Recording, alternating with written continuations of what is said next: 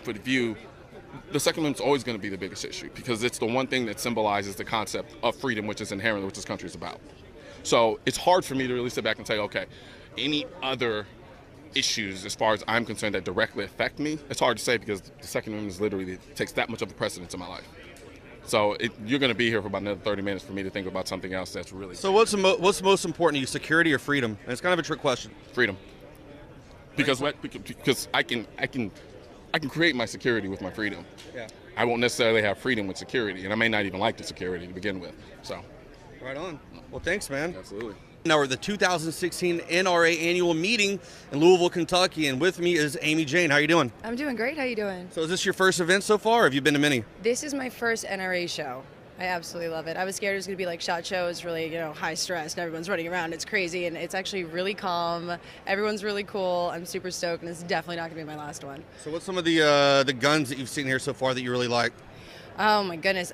We actually have at Trigicon has a wall of movie guns. They have John Wick's gun, they have Lone Survivor gun, they have all these crazy, amazing guns that you should go check out. Benelli has a John Wick shotgun, so I'm all about that stuff. So tell me about yourself. You shoot, you do a lot of different things, so who do you shoot for, all that? I mostly shoot for Terran Tactical Innovations, which is somewhere on here. I'm also sponsored by 511 Tactical, Blade Tech, all the really cool people, Tough, Dewey Rods. The list goes on. But yeah, mostly Terran Butler, who's right over there if you want to get a shot of that guy. He's running. It's a political atmosphere now. Donald Trump was just here, Friday, Yes. The day I got here. And NRA came out and endorsed him. What are your thoughts on that? I think it's phenomenal. I support anyone who supports my gun rights, all of our gun rights, because that's how it should be. So. What are your thoughts about Hillary Clinton? Hillary? Yeah, Hillary. Hillary Clinton. I can't wait for Trump to be president, and then we can put her on trial. So tell me some of the things do you ever do any kind of political stuff for gun rights? Do you go out to, like activist events? Do you protest at all for that, or do you get involved locally in California with anything? I usually don't have the time because I work like 18 jobs and I'm constantly all over the place. But I do know that there was like a mass email going around where some political stuff was going on in California, which is my state, where they were just kind of passing laws, like we're just going to pass this and not really mention it to anybody. So if there's like an email that I can write to somebody, or forwarding posts or reposting something to get other people's attention to do the same, because the strength in numbers, then I'll do that. But it's kind of all I really have time to do. So I will definitely support when I can. All right, so last question, security or freedom? Both? D, all of the above? I don't. Well, security as in the government saying they're going to take care of you, or freedom for you? Freedom, 110% freedom. All right, well, there you have it. Amy Jane wants freedom, so do we, and we want our gun rights. Yeah. Amy Jane for Trump, and Amy Jane for gun rights. And I'm sitting here with Terran Butler. How are you doing today, sir? Good, how you doing? So everyone's seen that, video of Keanu Reeves, and here we are at the Trigicon booth. We're at the NRA meeting in Louisville, Kentucky. Tell us about some of these guns and what it is you do. Well, I'm a competitive shooter, 3-gun, multi-gun for years, pistol matches, IDPA, all that crazy stuff. And I've been lucky enough to be able to working with Hollywood, living in Hollywood in that area, training actors for films and stuff like that. And we've been training Keanu Reeves for films coming up, and he just likes to shoot. And these are some of the guns. This is the TR1 Ultralight AR-15. It's got a Trigicon TR-24 on top, the RMR on the side. This is the one from the viral video. It's a light, fast little rifle. It's got all the great parts on it, BCM, Voltor, LaRue Tactical. It's a great little gun. So I got a question for you. We just have, basically we figured out who the presumptive GOP nominee is, Donald Trump. The NRA has come out and endorsed him. What do you think about that? Absolutely. I hope he makes it. I think he will make a difference. It won't be just another company man, get me in there, and then just, I made it, I'm president, let's just stop. I'm going to go golfing. And I think, look, he does fun, crazy stuff to get attention, whatever, but I really think, yeah, absolutely, that's the choice we have. It's a pretty huge victory for the Second Amendment, don't you think? To have that endorsement for him, and to see that he is now the most voted for GOP nominee in the history of America, that's pretty big. No, it's awesome. And I saw Shooting USA where his two sons are gun nuts, loading ammo, shooting, and all that stuff. I'd love to have him come out and shoot sometime, but absolutely support him 100%. What other choice we have, He's and gonna kill it. And what do you think, security or freedom? Freedom. And why is that? What is freedom to you? Having the freedoms that we have with guns and the stuff that we're doing, being safe. I don't want to be secured in some little room. Yeah, you don't want to be you don't want a big brother watching over you and kind of telling you what to do. You want to have that freedom to protect yourself, right? Of course. Yeah. All right. This has been Joe Biggs with INFOWARS.com.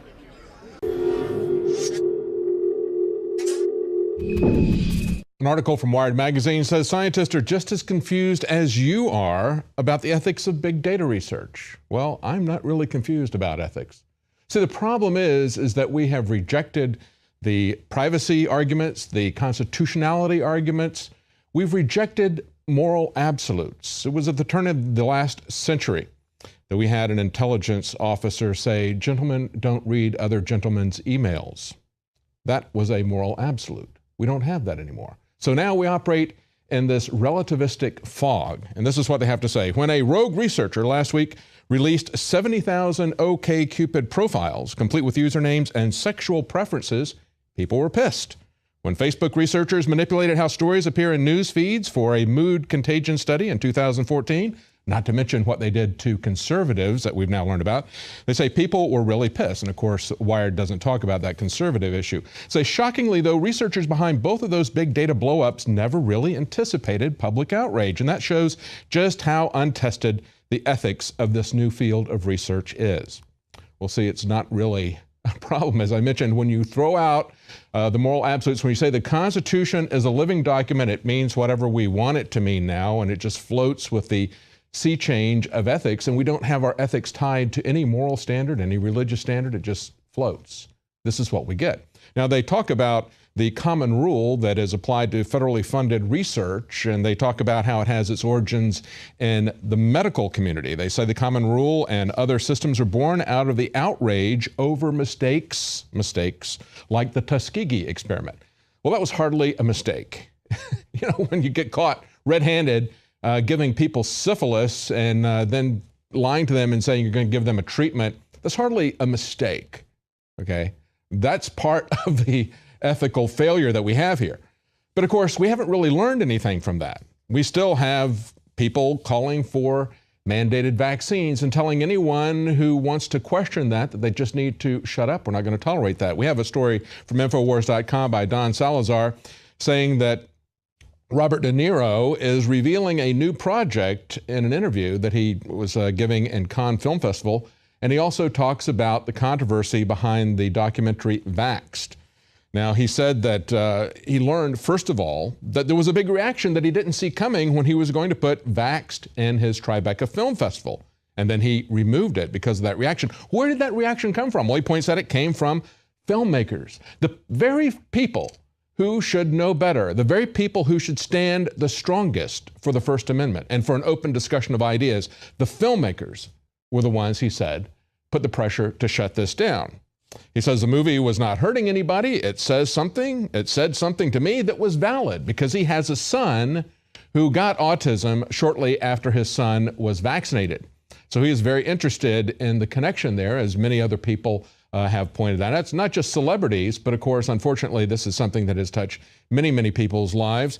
He's, while saying he wouldn't advocate a second time for Vax to be screened at Tribeca, he hinted that his new documentary film that will be produced with movie mogul Harvey Weinstein may focus on revealing the financial motivations behind vaccine manufacturers, as well as highlighting pharmaceutical companies' ties to government agencies like the CDC.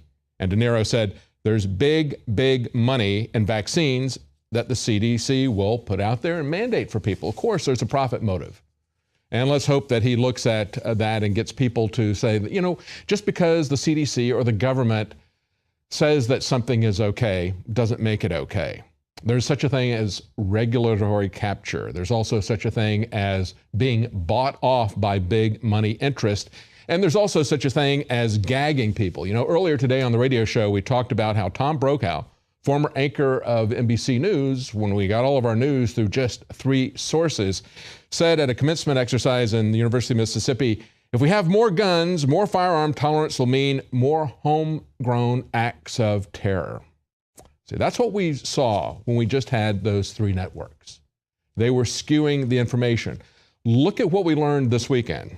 This article via the Drudge Report points out how U.S. companies are concentrating the cash with just the largest companies owning a third of all the cash that's out there held by companies other than banks. They point out that just 5 tech companies hold $500 billion in cash between them, which is a third of the $1.7 trillion on the balance sheets of non-banks. Now, these 5 companies are Apple, Microsoft, Alphabet, which is Google, Cisco, and Oracle. So they've got $500 billion. The next $600 billion is the next 45 largest companies. Think about that. 5 companies have $500 billion. The next 45 companies combined have as much as those 5 companies. And then the rest of all the corporations have another $600 billion. So you got $500 billion by 5 companies, $600 billion by the next 45 largest, and $600 billion by the rest of the corporations in the United States. That's the kind of concentration of power that we're looking at. And of course, we've pointed out in the past that just 5 media giants control 90% of everything you hear. That's why it's so important for you to support independent media like INFOWARS, and we really do appreciate your support. That's why we have these contests from time to time. Here's the latest winner of our latest contest. Right now, let's go hear from the War Room. We've got the radio original studio we call the Situation Room, so I can cut to other reporters and breaking news. But we now have the new, what will we call this? The command base or the lair of McAdoo, or do we call it the TV studio? Because really this is a TV studio too. But it's good to have these so we can just always have folks working, doing more. We're going to try to do some radio news down the road. We're doing a lot of stuff, obviously, here with the great network, GCNlive.com, the folks over there in Minnesota. We're down here in Austin, Texas. So let's go now. I now take you back to Austin, Texas, about 60, 70 yards from where I sit through that wall, to Leanne McAdoo and Marley Jones, the lovely Marley Jones. I can say that she's my sister, and she looks so cute over there. And she's like 28, but she's always my baby sister. I'll squeeze her. Anyways, we'll have employees around that didn't know Marley. I'll call her over and like kiss her, and they think, "What are you doing kissing this employee?" And I'm kissing her. Hey, but seriously, Marley, Leanne, tell us what we got, who the winner is. I want you to choose who the winner is of the Instagram contest at real_Alex Jones. Okay, well, we have been tallying up the votes for the last couple of hours during the show, and a lot of people have been taking the poll. So I'm viewing the results right now, making sure they're the most updated. And it looks like with 298 votes, Makeda is going to be the winner. So congratulations. Sorry if I'm pronouncing your name wrong. But yeah, we have a winner of the $1,000. She'll be the young lady wearing the Hillary for Prison T-shirt there. Can we put her on screen, the big winner? There you go. She's the winner. She got the most votes. That's awesome. Hillary for President 2016. The shirts are available 50% off today, and then it is over at InfoWarsStore.com. When you sign up for the free email, we will send you the promo code to get 50% off that. And again, we have millions of followers on Facebook and so much more. We only have, I don't know, 40,000 or whatever it is on Instagram. We need people to follow it. So it's another avenue to reach out to people. We need to grow that, so please follow us there. Just like, we have a few hundred votes here. We just posted this today just as a fun idea. When we have our own poll on InfoWars, it gets like 40,000 votes. Drudge gets like 1 million votes. So we need to really get folks to vote more in these, because it's all part of, people being involved and basically giving us your feedback and your views. So thank you for voting. Those that did, we're going to have more and more of these contests. Leanne, Marley was a little nervous there. Just jump in any time. Go ahead. I mean, overall, very successful contest. It's great to see InfoWarriors out there. Yeah, I could not believe the amount of people that were using the InfoWars Gear hashtag. There were so many people, thousands of people. Yeah, it was definitely really great to see all the activity. And I just want to let you know, you can keep using that hashtag. We want to keep looking at all your photos. We want to keep seeing your support. We're going to use those on our newsletter, on our website. So anytime you see anything that shows you're active in the community, hashtag it InfoWars Gear. We're going to be looking at it every single day.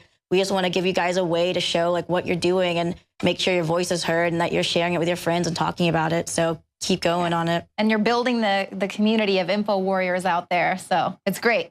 Next, we'll get you on Snapchat, Alex. I think you'll love that. Hey, you ladies are just doing a great job over there. Oh, thanks. Well, thank you. What do you think of the new studio, Leanne? I like it. Everyone compliments this new studio. It's very large. I think it's going to be excellent when we get all of us here. Well, that's really it. We have all these reporters and guests. When we're doing election coverage and things, we're going to have a couple people in here. then a couple in there, and then that way people get breaks. People say, well, I have a bunch of studios. Well, that's why Fox and CNN do that too. You can like